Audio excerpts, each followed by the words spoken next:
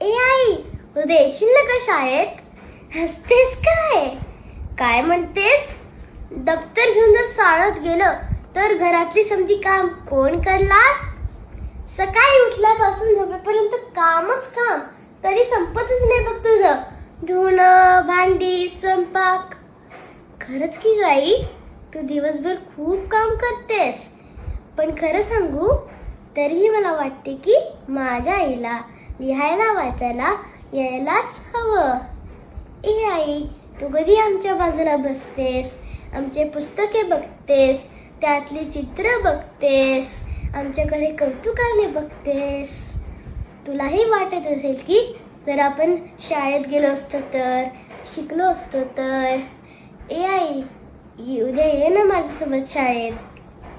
माझ्या बहिणी तुझे नाव सांगू, त्या तुला लिहायला वाचायला शिकवतील. मग किती छान होईल ग आई. तू स्वतः मामाचे पत्र वाचू शकशील. तुला कोणाचीच मदत लागणार नाही, अगदी माझी सुद्धा नाही. मग ठरलं, उद्या माझ्यासोबत शाळेत यायचं. हां.